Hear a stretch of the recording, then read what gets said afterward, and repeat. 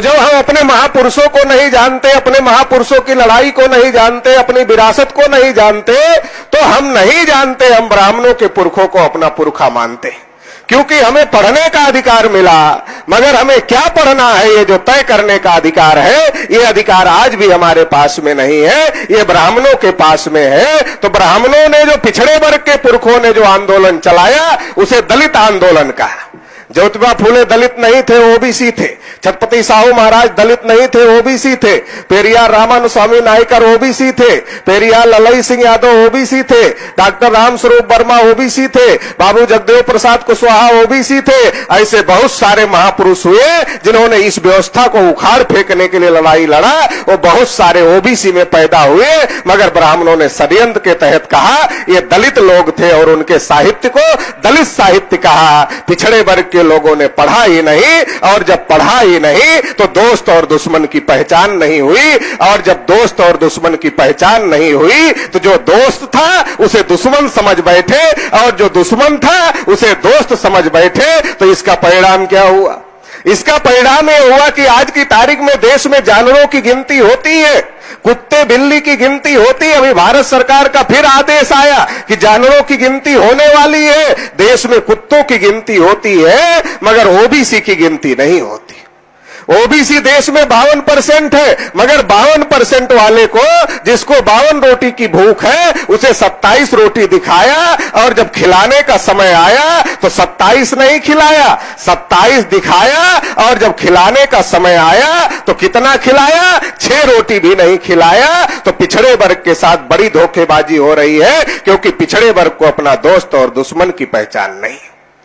जिस तिलक को पिछड़े वर्ग के लोग अपना नेता मानते, अपना मसीहा मानते हैं, उसी तिलक ने 1918 में जब बाबा साहब अंबेडकर ने और भास्कर राव जाधव ने अनुसूचित जाति के लिए और ओबीसी के लिए विधिमंडल में आरक्षण की मांग किया था, तो उसी बाल गंगाधर तिलक ने कहा था तेली को संसद में जाकर क्या तेल निकालना है, कुर्मी को संसद में जाकर क्या हल चलाना है, दर्जी को संसद में जाकर क्या कपड़े सिलना है, तेली तमोली और कुनभटों को संसद में जाकर क्या करना है। अगर तिलक की लड़ाई, तिलक का स्वराज्य सबका स्वराज्य होता तो वो तेली को तेल निकालने के लिए संसद में जाने की बात नहीं करते, कुर्मी को हल चलाने के लिए जाने की बात नहीं करते। इसका मतलब तिलक की आजादी हमारी आजादी नहीं थी।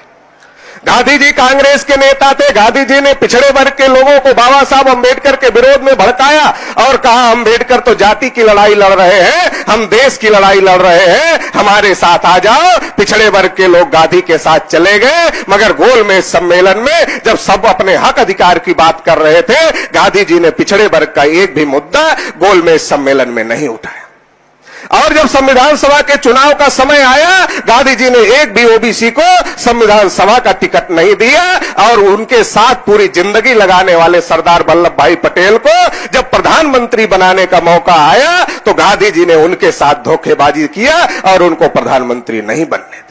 साथियों, मैं ये कहना चाहता हूं, जिस नेहरू को पिछड़े वर्ग के लोग अपना नेता मानते हैं, उस नेहरू ने काका कालेलकर की आयोग की रिपोर्ट को लागू नहीं होने दिया, उसे कचड़े के डिब्बे में डालने का काम किया। तो अभी तक पिछड़े वर्ग के लोगों को गुमराह किया गया, पिछड़े वर्ग के लोगों को लड़ाया गया। कांग्रेस के ब्राह्मणों ने पिछड़े वर्ग के साथ धोखेबाजी किया, भाजपा के ब्राह्मणों ने भी पिछड़े वर्ग के साथ धोखेबाजी किया। कांग्रेस की भी केंद्र में सरकार रही, बीजेपी की भी केंद्र में सरकार रही, और दोनों ने पिछड़े वर्ग के साथ धोखेबाजी किया।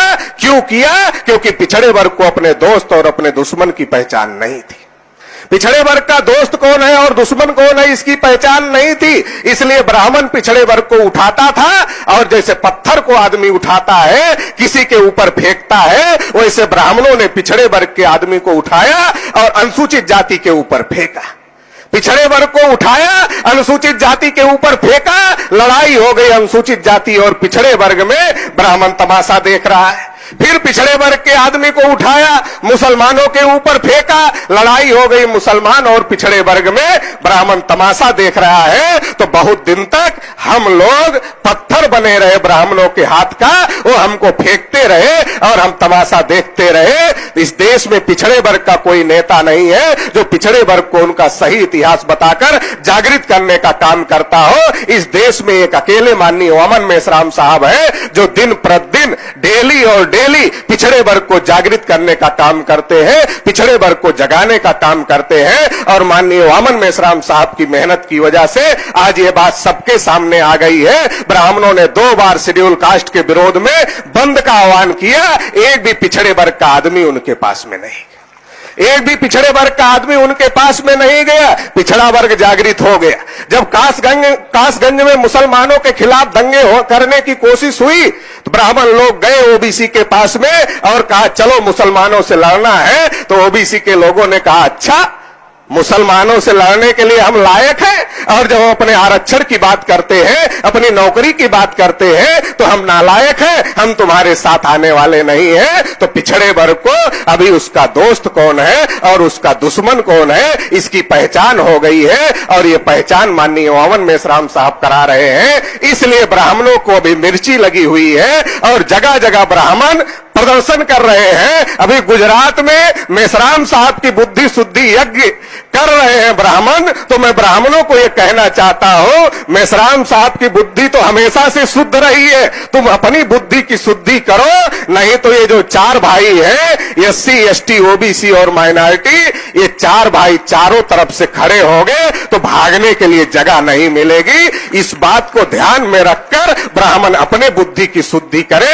आखिरी बात कहकर अपनी बात समाप्त करता हूं कि ब्राह्मणों का अगर निजाम इस देश पर कायम है वो 3.5% है। उसका कारण ये है वो हमको आपस में लड़ाने का काम करते हैं। वो यादव के घर में जाते हैं तो पटेल के विरोध में भड़काते हैं, और जब पटेल के घर में जाते हैं तो यादव के विरोध में भड़काते हैं। वही ब्राह्मण जब लोधी के घर जाता है तो यादव पटेल दोनों के विरोध में भड़काता है। वही ब्राह्मण जब कुशवाहा जी के यहां जाता है तो यादव पटेल लोधी तीनों के विरोध में भड़काता है। और वही ब्राह्मण जब जाटो जी के घर पे चला जाता है तो जाटो जी को कहता है जाटो जी अब तो जमाना बदल गया है, और जब जमाना बदल गया है तो हम ब्राह्मण भी बदल गए हैं। तो जाटो जी पूछते पंडित जी क्या हुआ, कैसे बदल गए आप? तो पंडित कहता है देखो हम ब्राह्मण हैं और तुम जाटो हो, हम तुम्हारे घर में आते हैं, तुम्हारे गिलास में पानी पीते हैं, तुम्हारे थाली में खाना खाते हैं, और जब तुम कभी हमारे घर पे आते हो तुम्हें भी अपने बर्तन में खिलाते हैं, अपने गिलास में पानी पिलाते हैं। इतना ही नहीं, अगर तुम्हारे में कोई बड़ा अधिकारी हो जाए, आईएएस हो जाए, पीसीएस हो जाए, बड़ा नेता हो जाए, बड़ा अभिनेता हो जाए, तो हम ब्राह्मण लोग अपनी बहन बेटियों की शादियां भी तुम जाटो लोगों के साथ में लगा देते, क्योंकि जमाना बदल गया और हम ब्राह्मण भी बदल गए जमाने के साथ में। लेकिन ये पिछड़े वर्ग के लोगों को देख रहे हो, ये तो तुम्हारा छुआ भी नहीं खाते। ब्राह्मण ये नहीं बताता कि जाटों को अछूत यादव ने नहीं बनाया, पटेल ने नहीं बनाया, लोधी ने नहीं बनाया, ब्राह्मणों ने बनाया। बल्कि ब्राह्मण ओबीसी का शेड्यूल कास्ट के साथ झगड़ा लगाने का काम करता है। वही ब्राह्मण वाल्मीकि में जाता है, खटीक में जाता है, बोलता जाटो लोगों ने सारी नौकरियां खा ली इसलिए तुमको नहीं मिला, उनको भी झगड़ा लगाने का काम करता है। और एक जगह अगर सारे लोग मिल जाए, यादव भी मिल जाए, पटेल भी मिल जाए, लोधी भी मिल जाए, कुशवाहा भी मिल जाए, जाटो भी मिल जाए, खटीक भी मिल जाए, वाल्मीकि भी मिल जाए, ब्राह्मण सोचता अभी इनको भड़काना संभव नहीं है। तो भड़काना संभव नहीं तो क्या करता है, कहता तुम लोगों को कुछ दिखाई पड़ रहा है कि नहीं दिखाई पड़ रहा है? हमारा आदमी कहता हमें तो नहीं दिखाई पड़ रहा है। अच्छा नहीं दिखाई पड़ रहा है, एक एक मुसलमान 14-14 बच्चे पैदा कर रहे हैं, क्या ये भी नहीं दिखाई पड़ रहा है? तो हमारा आदमी पूछता पंडित जी क्या ये सही बात है? पंडित कहता ये 200% सही बात है, और वो दिन दूर नहीं है जब इस देश पर मुसलमानों का कब्जा हो जाएगा और तुम सारे हिंदू मुसलमानों के गुलाम बना लिए जाओगे। ऐसा कह के ब्राह्मण एससी का, एसटी का, ओबीसी का समर्थन लेता है, हिंदू के नाम पर समर्थन लेता है और राजा बन जाता है। इस षड्यंत्र को हम लोगों को समझना होगा। और इस देश में किसी का हिस्सा किसी ने नहीं खाया, क्योंकि एससी का कोटा पूरा नहीं हुआ, एसटी का कोटा पूरा नहीं हुआ, माइनॉरिटी को जो 33% नौकरियों में थे गुलाम भारत में, उनकी स्थिति आज अनुसूचित जाति जनजाति से भी बदतर है। क्षत्रियों को संख्या के अनुपात में नहीं मिला, वैश्यों को भी संख्या के अनुपात में नहीं मिला, तो किसी का हिस्सा किसी ने नहीं खाया। बल्कि इस देश की विधायिका पर, इस देश की कार्यपालिका पर, इस देश की न्यायपालिका पर, इस देश के मीडिया पर, सभी तंत्रों पर ब्राह्मणों का कब्जा है, दूसरे किसी को नहीं मिला। इसलिए सबका हिस्सा अगर किसी ने खाया तो ब्राह्मणों ने खाया। आज तक हमने सुना सबका मालिक एक है, मगर हमें यह भी ढूंढना होगा, अगर हम सबके हालात खस्ता है तो सबका दुश्मन भी एक होगा, और वो दुश्मन एक है, वो है ब्राह्मण। ब्राह्मणों ने इस देश में नाइंसाफी का निजाम कायम किया हुआ है, और जो नाइंसाफी का निजाम ब्राह्मणों ने कायम किया हुआ है उसे अलग अलग SC ST OBC माइनॉरिटी के लोग लड़कर अलग अलग लड़ेंगे, पीटे जाएंगे, अलग अलग लड़के इस ब्राह्मणों के नाइंसाफी के निजाम को खत्म नहीं किया जा सकता।